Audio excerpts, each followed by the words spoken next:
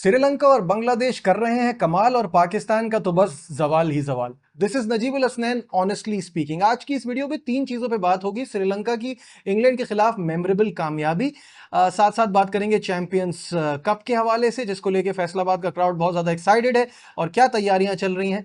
और फिर बात होगी एक ऐसे टॉपिक पे जिसमें मैं कुछ बात करना चाह नहीं रहा था, लेकिन बहुत सारे लोगों ने मैसेज किया और कहा जो बाबर का फैन इंटरेक्शन है वो उनको थोड़ा रूड नजर आया, उस पर वो मेरा ओपिनियन चाहते हैं। तो फिर सब पे बात करेंगे।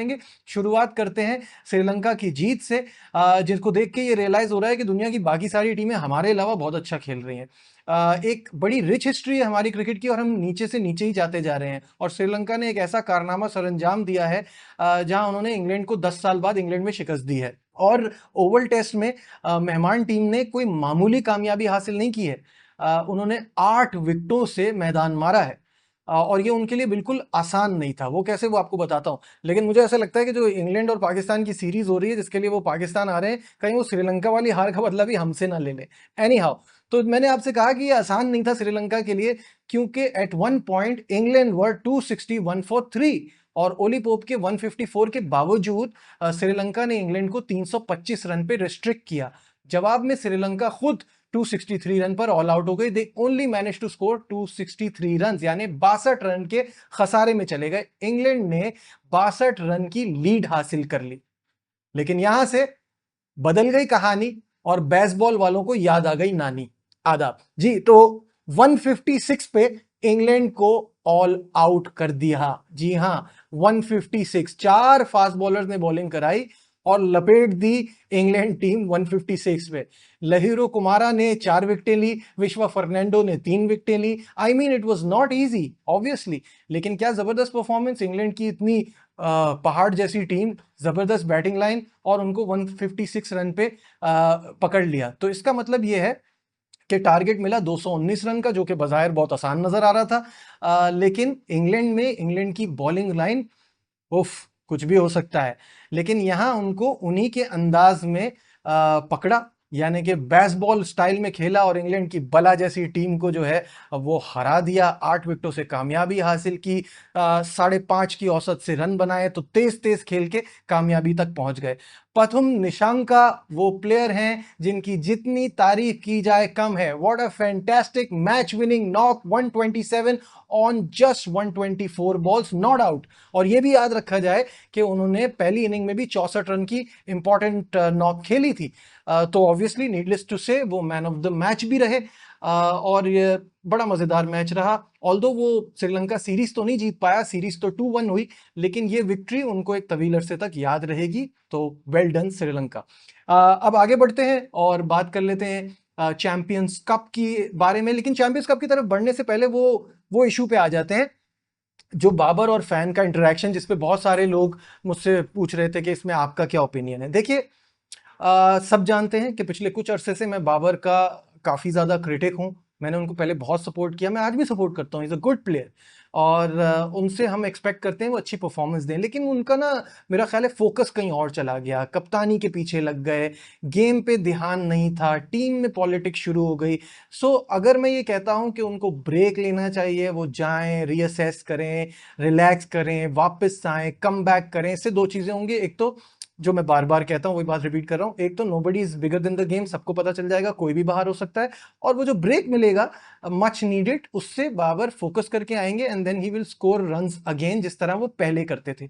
तो ये तो बात हो गई, तो क्लियर हो गया कि बाबर के खेलने के हवाले से मेरा क्या स्टांस है। अब ये जो फैन इंटरेक्शन है ना, इस पर बात कर लेते हैं। मुझे ऐसा लगता है कि हमारे सारे क्रिकेटर्स को, चाहे वो पाकिस्तान में हो चाहे वो इंडिया में हो, उनको ये रियलाइज करना है कि you have to be humble, you have to be polite. क्योंकि आप तो हजारों लोगों से मिलते हैं, सैकड़ों लोगों के साथ तस्वीर खिंचाते हैं, लेकिन जो आदमी आपके पास आ रहा है ना, that could be the highlight of his day, his week, his month, maybe a year. जब आप परफॉर्म करेंगे वो आपकी तस्वीर निकालेगा और लोगों को दिखाएगा। जब आपकी कोई तारीफ हो रही होगी वो कहेगा मैं बाबर से मिला था, मैं विराट कोहली से मिला था, मैंने रोहित शर्मा से हाथ मिलाया था, मेरी एक तस्वीर है जो रूट के साथ। उसके लिए ये मौके बहुत स्पेशल होंगे। तो काइंडली ये सोचें कि आपकी एक प्रेजेंस एक पिक्चर में, एक उसके साथ हाथ मिलाना, एक उसके बराबर में खड़े होना, उसको हमेशा याद रहेगा, उसके चेहरे पे एक मुस्कुराहट आ जाएगी। तो काइंडली जो पब्लिक फिगर होते हैं, जो सेलिब्रिटीज होते हैं, उनको भी थोड़ी स्माइल देनी चाहिए, थोड़ा पोलाइट होना चाहिए। ये तो हो गई बात। लेकिन सबसे इंपॉर्टेंट बात वो ये है कि फैंस के भी कुछ एटिकेट्स होते हैं, बेसिक मैनर्स। आप जैसे बुजुर्गों के साथ, अपने बड़ों के साथ तस्वीर खिंचाते हैं तो कंधे पे हाथ नहीं रखते, वो रख लें एक अलग बात होती है। Babar is not your friend, आप कंधे पे हाथ रखने जा रहे हैं, मुझे पता है उन्होंने जान के नहीं किया होगा, एक्साइटमेंट पे रख लिया होगा, but still we have to realise कि फैंस के भी कुछ बेसिक मैनर्स होने चाहिए। You also have to be respectful. ये रिस्पेक्ट का जो रिश्ता है ना, ये बड़ा गिव एंड टेक का होता है। तो आप जब साथ खड़े हों तो बड़े अदब के साथ खड़े हों, वो आपके रोल मॉडल हैं, आपके दोस्त नहीं है। तो दिस इज माय ओपिनियन। हो सकता है कि मेरी बात लोगों को अच्छी ना लगे, लेकिन जहां हम पब्लिक फिगर को, सेलिब्रिटी को, क्रिकेटर को कहते हैं कि बी हम्बल, बी पोलाइट, तो उसी तरह ये जो फैंस हैं इनको भी चाहिए कि दे शुड बी रिस्पेक्टफुल। खैर, एनी हाउ, जल्दी से आगे बढ़ते हैं और चैंपियंस कप की तरफ बात करते हैं। चैंपियंस कप में जो तैयारी चल रही है इस वक्त वो बड़ी शानदार है, और इकबाल स्टेडियम फैसलाबाद में ये इवेंट होगा, ये अब तक आप सबको पता चल गया है। और फैसलाबाद का क्राउड बहुत ही ज़्यादा एक्साइटेड है इस इवेंट को लेके, बिकॉज एक तवील अरसे से यहाँ कोई भी बड़े लेवल का टूर्नामेंट नहीं हुआ, कोई इस तरह का इवेंट नहीं हुआ है, तो उनको बहुत ज़्यादा खुशी है। ऐसा है जैसे किसी प्यासे को आपने ठंडा पानी पिला दिया हो। तो इसलिए फैंस बहुत खुश हैं, बहुत पुरजोश हैं। मैंने अपने show sports room for ARY news, इसके लिए स्टैलियंस के कप्तान का इंटरव्यू भी किया, मोहम्मद हारिस का।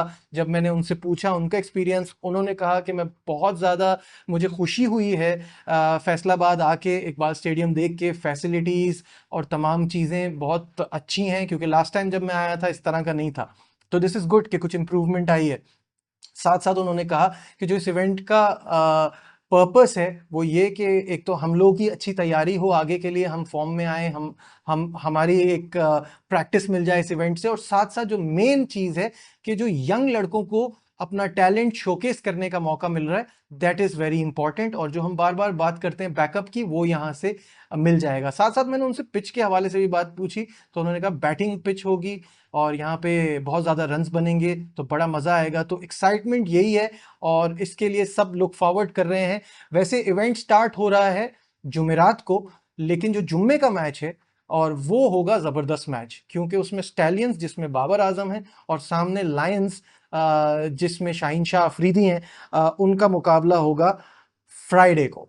तो बहुत मज़ा आने वाला है। आपको क्या लगता है, क्या आप लोग एक्साइटेड हैं चैंपियंस कप को लेके, और क्या चैंपियंस कप से कोई फ़ायदा होगा? कमेंट्स में मुझे ज़रूर बताइएगा। मैं कोशिश करता हूं कि सबके कमेंट्स का जो है वो खुद जवाब दूं। तो ज़रूर इस बारे में लिखिएगा, और जो भी इस वीडियो में आपको अच्छा लगा, बुरा लगा, वो ज़रूर मुझे कमेंट्स में बताइएगा। लाइक, शेयर, सब्सक्राइब, देखते रहिए नजीबुल हसनैन ऑनेस्टली स्पीकिंग।